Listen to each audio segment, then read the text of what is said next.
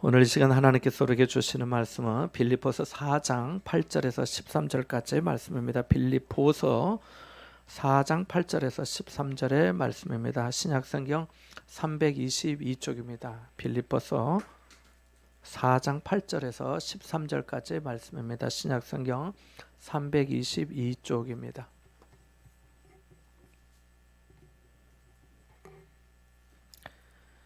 같이 보겠습니다. 빌립보서 4장 8절부터 13절까지 말씀입니다. 끝으로 형제들아 무엇에든지 참되며 무엇에든지 경건하며 무엇에든지 오르며 무엇에든지 정결하며 무엇에든지 사랑받을 만하며 무엇에든지 칭찬받을 만하며 무슨 덕이 있든지 무슨 기림이 있든지 이것들을 생각하라. 너희는 내게 배우고 받고 듣고 본 바를 행하라. 그러면 평강의 하나님이 너희와 함께 계시리라. 내가 주 안에서 크게 기뻐함은 너희가 나를 생각하던 것이 이제 다시 싹이 남이니 너희가 또한 나 이를 위하여 생각은 하였으나 기회가 없었느니라. 내가 궁핍함으로 말하는 것이 아니니라. 어떠한 형편에든지 나는 자족하기를 배웠노니 나는 비천에 처할 줄도 알고 풍부에 처할 줄도 알아. 모든 일 곧 배부름과 배고픔과 풍부와 궁핍에도 처할 줄 아는 일체의 비결을 배웠노라. 내게 능력 주시는 자 안에서 내가 모든 것을 할 수 있느니라. 아멘. 자, 아까 잘못 봤는지 김선희 집사님 안 오셨어요? 못 오셨어요? 오셨어요? 뭐라는지 모르겠네. 모든 것에는 원인과 결과가 있습니다. 자연의 원리가 있고 또 성경에도 죄의 삭은 사망이라고 로마서 6장 23절에 말씀합니다. 그리고 이 죄와 사망의 법에서 예수 그리스도 안에 있는 생명의 성령의 법이 우리를 해방하였다고 로마서 8장 2절은 말씀합니다. 사람이 이렇게 될 수 있는 것은 무슨 행위로 되는 것이 아니라 오직 믿음의 법으로 된다고 로마서 3장 27절에 말씀합니다. 그러니까 알고 보면 우리를 사랑하시는 하나님의 은혜가 우리에게 먼저 시작되었고 그 은혜가 내가 우리 각자가 믿음으로 응답하느냐 안 하느냐에 따라서 예수 그리스도 안에 있는 생명의 성령의 법 안에서 자유와 해방과 기쁨을 얻는 여부가 결정이 됩니다. 하나님의 아들이 있는 자에게는 생명이 있고 아들이 없는 자에게는 생명이 없다고 요한일서 5장 12절에 말씀하기 때문입니다. 이 믿음과 함께 작용하는 것이 있는데요. 그것은 생각입니다. 생각. 예전에 어느 광고에서 생각대로라는 문구를 내건 적도 있는데요. 생각이 얼마나 중요한지 여러분도 잘 아실 겁니다. 인생을 성공적으로 산 사람들은 바람직하고 지혜롭고 용기 있는 생각을 실천에 옮겼습니다. 그러니까 우리가 변화되기를 원한다면 우리 기저에 있는 생각을 점검하고 그 변화가 필요하다면 적극적으로 고쳐야 할 필요가 있습니다. 생각을 심으면 행동을 거두고 행동을 심으면 습관을 거두고 습관을 심으면 성품을 거두고 성품을 심으면 운명을 거둔다고 합니다. 우리 운명을 변화시키는 것이 뭐라고 하는 겁니까? 그러니까 좋은 생각을 심는 거라고 할 수 있지요. 우리의 생각이 변화될 때 우리 자신이 변화되지요. 일찍 일어나기로 생각한 사람이 일찍 일어나고 식사 후에 양치질을 하기로 생각한 사람은 그것을 실천함으로 다른 사람보다 치아 건강을 더 잘 유지할 수 있는 것과 같습니다. 성경은 하나님이 말씀으로 천지를 창조하셨다고 말씀합니다. 빛이 있으라 하시니 빛이 있었다고 창세기 1장에 말씀합니다. 그런데 하나님께서 그렇게 말씀하시기 전에 하나님께서 먼저 생각이 있으셨습니다. 우리가 생각하고 말하는 것도 하나님께서 그렇게 지어주셨기 때문에 그 DNA를 우리에게 심어주셨기 때문에 그런 거지요. 하나님의 생각을 다른 말로 하나님의 지혜 또는 하나님의 섭리라고도 합니다. 중요한 것은 하나님의 생각이 천지 만물을 창조하셨다는 것입니다. 창세기를 공부해 보신 분은 아시겠지만 하나님께서 엿새 동안 사람과 세상을 창조하시면서 만물의 영장이요 자신과 인격적인 교통이 가능한 이 영적인 존재인 사람을 제일 먼저 창조하지 않으셨습니다. 해와 달과 별, 그리고 육지와 바다, 땅에 기는 것과 나는 것과 또 바다의 물고기, 또 육지의 어떤 과목들, 모든 것을 다 지으시고 난 다음에 그것을 보시기에 좋았더라고 하는 말씀처럼 흡족이 하신 후에, 그러니까 사람들이 생활할 수 있도록 모든 환경을 준비하신 후에 여호와 이레의 하나님이 마지막으로 사람을 만드셨습니다. 사람 먼저 만들어 놓고 그래 너희 알아서 살아라 라고 하지 않으셨습니다. 왜요? 하나님께서 다 생각이 있으셨기 때문입니다. 이것만 생각해도 우리를 향하신 하나님의 지혜와 섭리가 얼마나 놀라운지 알 수 있습니다. 그래서 하나님은 디자이너이시고 예술가이십니다. 보이는 것은 보이는 것으로 된 것이 아니라 보이지 않는 것으로 된 것입니다. 우리는 보이는 대로 생각하지만 하나님은 보이지 않는 것을 있게 하시고 새롭게 하시고 변화시키시는 분이십니다. 사도 바울은 로마 감옥에서 이 빌립보서를 기록했습니다. 빌립보서만 쓴 것이 아니라 에베소서, 골로새서, 빌레몬서 등을 기록하였는데요. 이 서신들 중에서 기뻐하라, 기쁘다는 단어가 이 빌립보서에 가장 많이 등장합니다. 생각해 보십시오. 복음을 전하다가 감옥에 갇힌 사람이 무엇이 얼마나 기쁘면 기쁘겠습니까? 우리가 어려움을 당할 때 웃음이 나오던가요? 심란할 때 기쁘다고 하는 말이 나오던가요? 답답하고 내일이 막막할 때 큰 소리로 기뻐하는 말이 나오는가요? 여러분이 그럴 때 기뻐하는 말이나 웃음이 안 나온다면 저도 마찬가지입니다. 사람은 다 그렇잖아요. 그런데 바울은 감옥에 있으면서 빌립보서를 썼습니다. 빌립보는 현재 그리스 북서쪽에 있었던 도시입니다. 여기에 성도들에게 써서 빌립보서라고 말합니다. 빌립보서는 말씀드린 대로 기뻐하라, 기쁘다는 단어가 가장 많이 등장하여서 기쁨의 서신이라고도 불립니다. 우리가 읽은 본문 10절 앞에 내가 주 안에서 크게 기뻐함은 이라고 말씀하고 11절에는 어떠한 형편이든지 나는 자족하기를 배웠노니 라고 말하고 4장 4절에 보면 주 안에서 항상 기뻐하라 내가 다시 말하노니 기뻐하라고 말하고 4장 1절에도 나의 사랑하고 사모하는 형제들 나의 기쁨이요 라고 말합니다. 자, 그런데요, 바울은 어떻게 감옥에 있으면서도 이렇게 기뻐하라고 할 수 있었을까요? 자기는 기쁘지 않은데 억지로 기쁜 척 한 걸까요? 그렇지 않습니다. 그는 예수 그리스도 안에서 자족하였기 때문에, 만족하였기 때문에 이렇게 편지할 수 있었던 겁니다. 그에게는 예수 그리스도 안에 가진 생각이 있었습니다. 환경과 상황은 달라진 게 없지만 생각을 그리스도 안에서 새롭게 했기 때문입니다. 그런 생각이 얼마나 중요한지 알았습니다. 맹목적인 믿음이 아니라 그리스도 안에서 바르고 복된 생각을 할 줄 알았습니다. 그래서 빌립보서의 결론에 이르러 생각의 중요성을 강조한 겁니다. 같이 8절 말씀을 다시 한번 읽어볼까요? 8절 말씀입니다. 같이 봅니다. 끝으로 형제들아 무엇에든지 참되며 무엇에든지 경건하며 무엇에든지 오르며 무엇에든지 정결하며 무엇에든지 사랑받을 만하며 무엇에든지 칭찬받을 만하며 무슨 덕이 있든지 무슨 기림이 있든지 이것들을 생각하라. 이것들을 뭐라고요? 생각하라고. 여기 끝으로라고 하는 말은 이 편지에서 결론적으로 마지막으로 라고 하는 의미입니다. 이 8절의 말씀을 생각하고 신앙생활에 적용한다면 9절의 은혜가 있으리라고 말씀합니다. 함께 9절도 읽어볼까요? 같이 봅니다. 9절입니다. 너희는 내게 배우고 받고 듣고 본 바를 행하라. 그리하면 평강의 하나님이 너희와 함께 계시리라. 아멘. 이 말씀은 지금도 동일한 효력을 냅니다. 우리가 배운 대로 생각하고 행한다면 평강의 하나님이 함께 하시는 것을 경험하게 될 줄 믿습니다. 이 세상에서 가장 귀한 복이 평강, 평안, 샬롬이니까요. 이스라엘 사람들이 샬롬 하잖아요. 당신에게 평화가 있기를, 평강이 있기를, 평안하기를, 이런 뜻이잖아요. 우리도 안녕하십니까 이렇게 인사하잖아요. 평강이 중요하기 때문에, 가장 으뜸인 줄 알기 때문에 그런 거죠. 다 모든 것이 좋다 해도 내 속이 편안하지 않으면 힘들잖아요.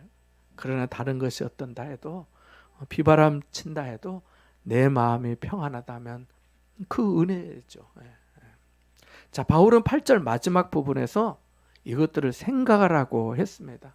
앞서 말씀드린 대로 생각이 운명을 가릅니다. 생각의 중요성을 깨닫는 것이 인생의 성공과 승리의 비결입니다. 솟구치는 생각을 사로잡아서 주님의 말씀에 복종할 수 있다면 그 또한 놀라운 은혜입니다. 자, 그러면 우리가 어떻게 생각과 삶을 연결시키고 생각을 변화시킬 수 있을까요? 첫째로 생각이 열쇠임을 알아야 합니다.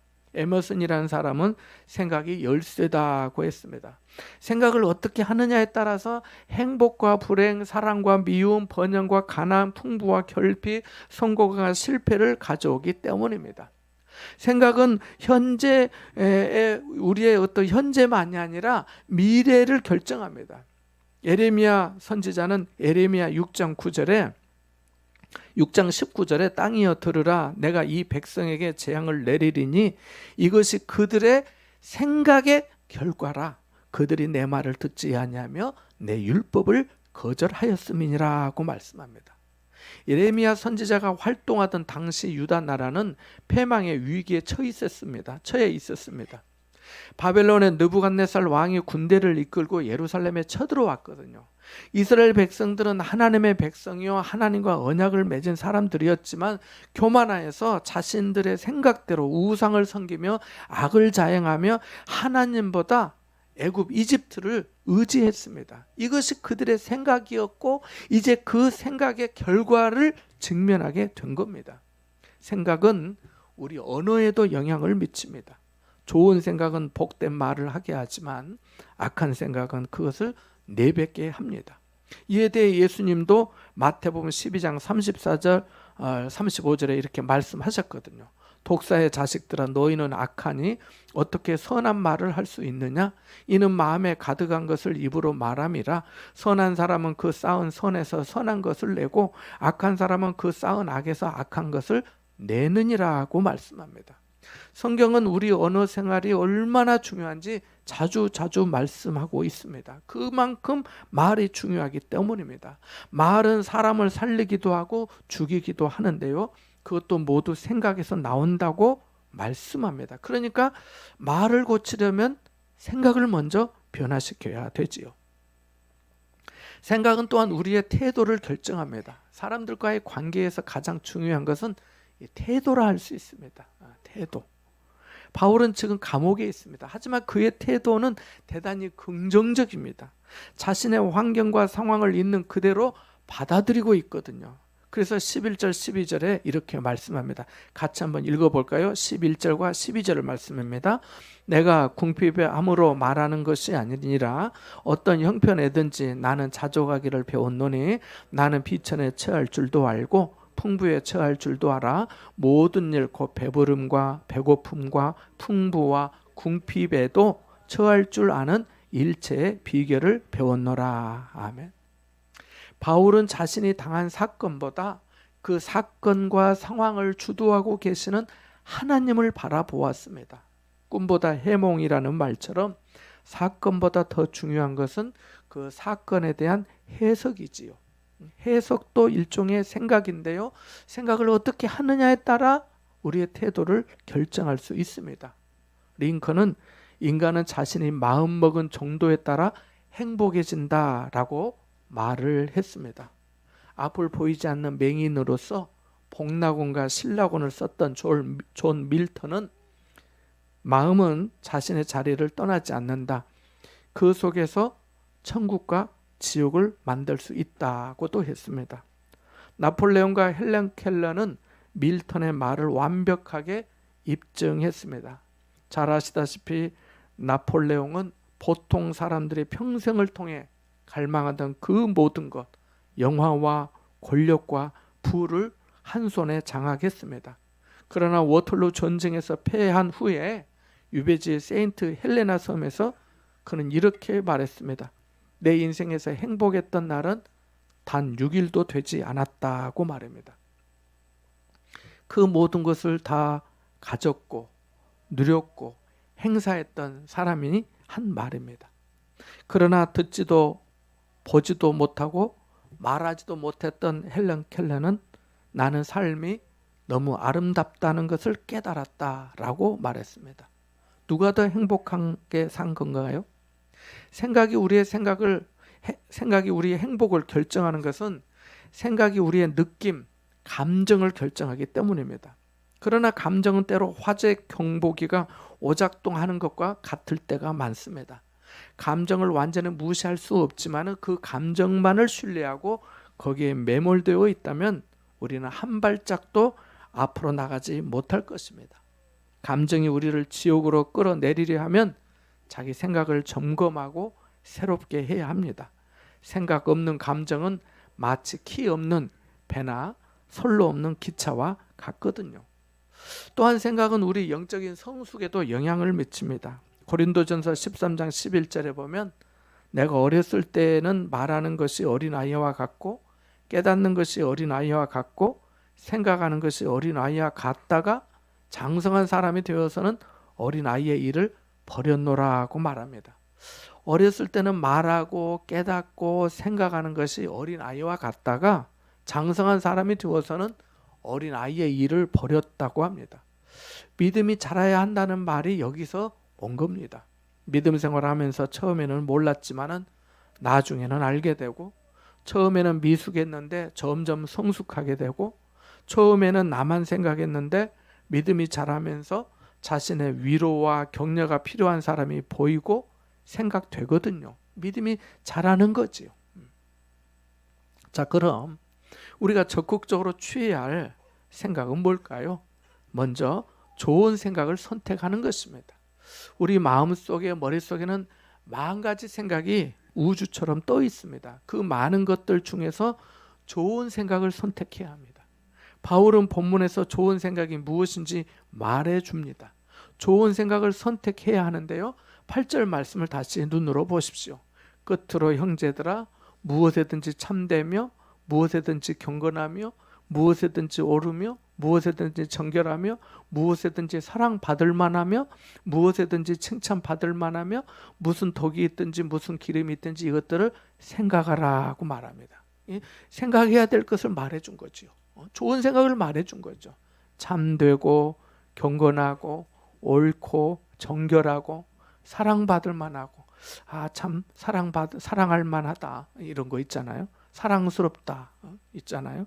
칭찬받을 만한 생각을 선택하는 겁니다. 선택하는 것은 분별하는 것이고 결정하는 것이고 초점을 맞추는 것입니다. 나는 이렇게 해야지. 나는 이것을 결정해야지. 나는 여기에 집중해야지. 이거지요. 40일 동안 가나안 땅을 정탐했던 12명의 정탐꾼 가운데 10명은 가나안 땅의 거민들을 보고 와서 떨었습니다. 그 땅의 사람들은 거인이고 자신들은 메뚜기라고 생각했습니다. 그들은 싸워보지도 않고 지레 겁을 먹고 불가능한 일이라고 생각해서 판단을 내렸습니다.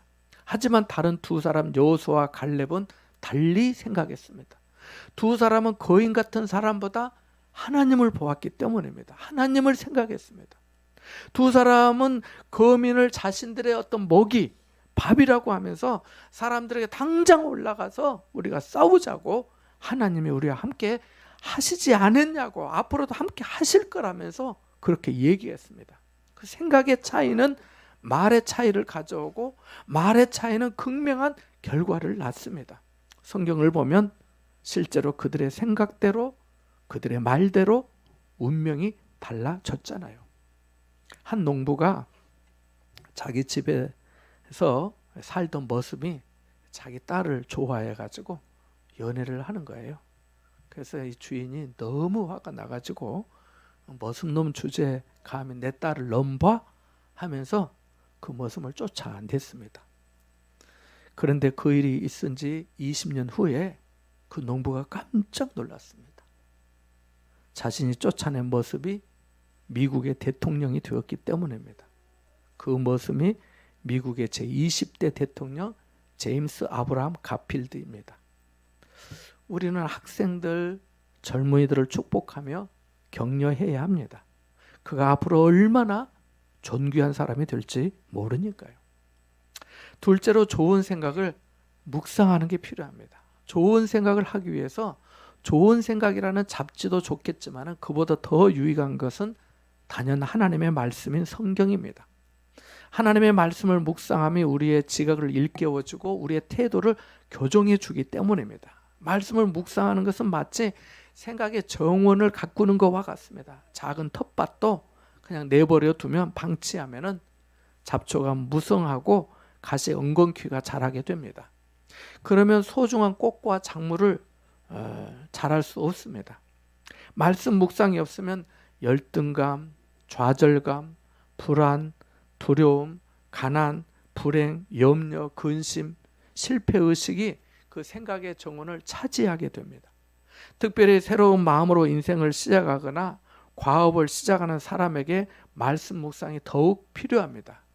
그래서 하나님은 모세가 죽은 후에 이스라엘 백성들을 인도하게 된 여호수아에게 이렇게 말씀했잖아요. 이 율법책을 내 입에서 떠나지 말게 하며 주야로 그것을 묵상하여 그 안에 기록된 대로 다 지켜 행하라.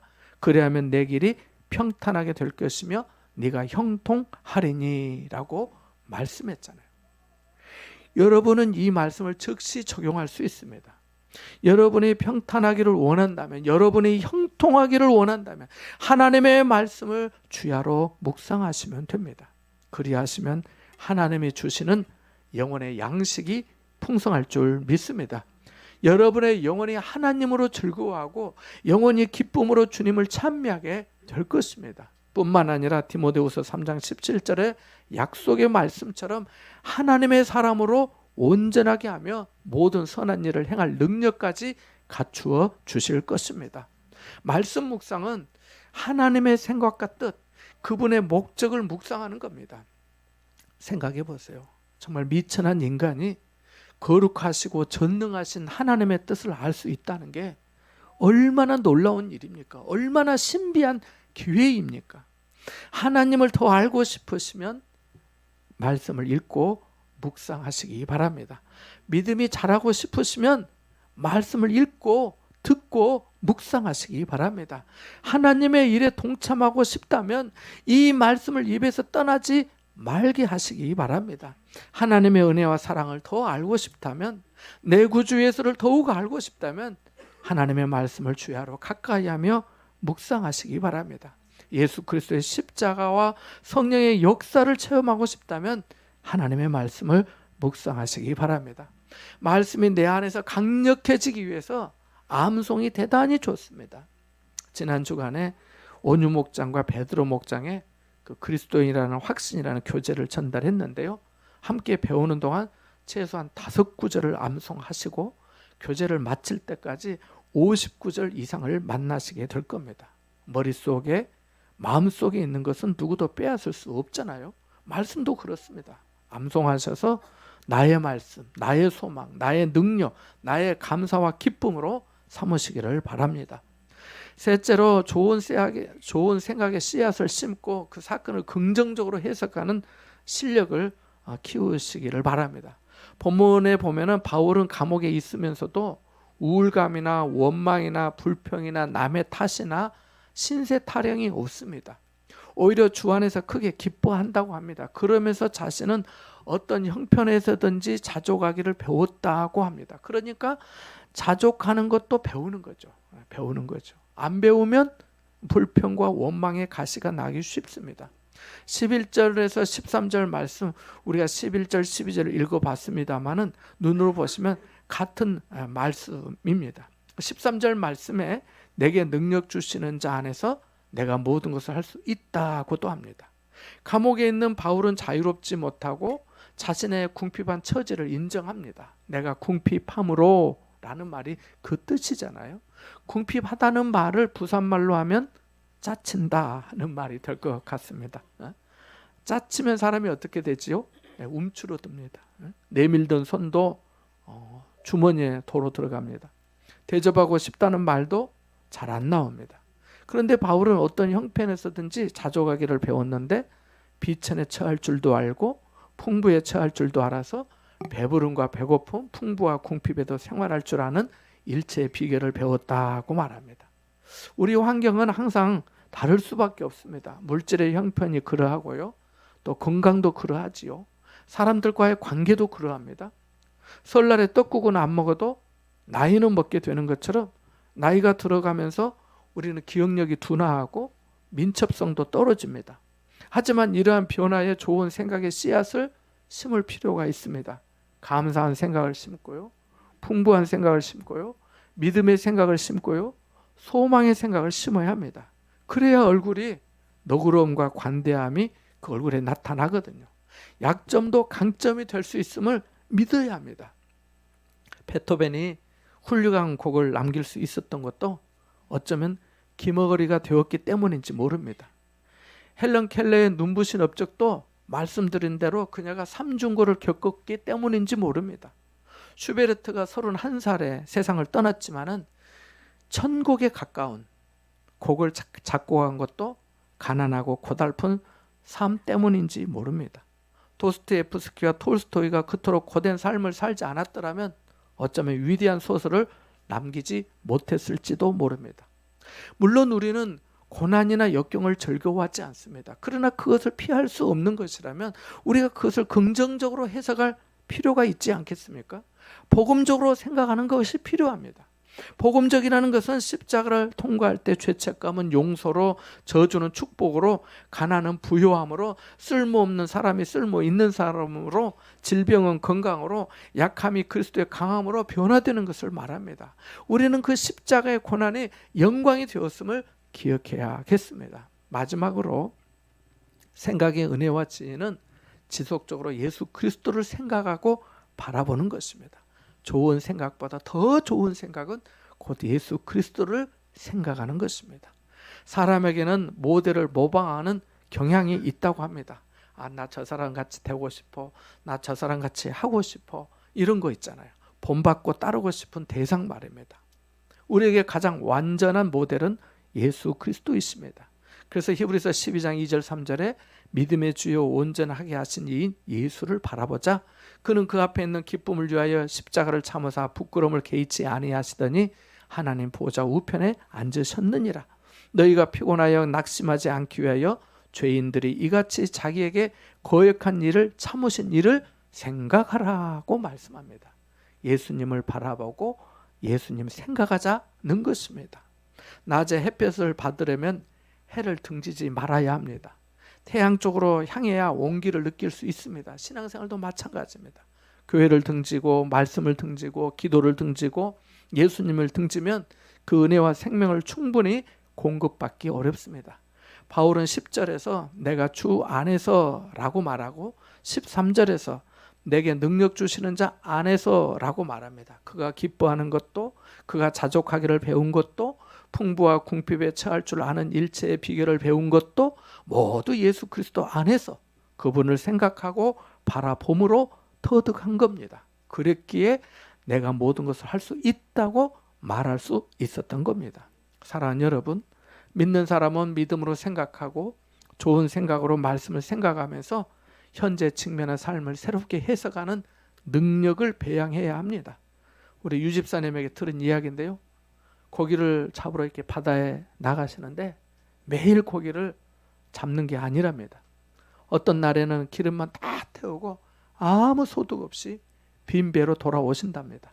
그럼에도 불구하고 바다에 또 다시 나가고 내일 또 나가신답니다. 좋은 생각을 가지고 기도하시면서 어구를 끓여서 바다에 나가신답니다. 우리도 마찬가지입니다. 할 수 없다고 생각하는 사람은 아무것도 할 수 없습니다. 그러나 내게 능력 주시는 자 안에서 내가 모든 것을 할 수 있다고 생각하는 사람은 능력을 주시는 분의 지혜와 능력을 힘입어서 모든 것을 할 수 있습니다. 생각을 어떻게 하느냐는 정말 중요한 문제입니다. 저는 여러분의 생각에 하나님의 은혜와 지혜가 충만히 임하기를 소망합니다. 그 생각이 지혜와 유익이 되고 다른 사람들에게도 복음을 전하는 통로가 되기를 바랍니다. 이와 같은 은혜가 여러분과 함께 하시기를 주님의 이름으로 축원합니다. 잠시 말씀을 생각하며 기도하겠습니다.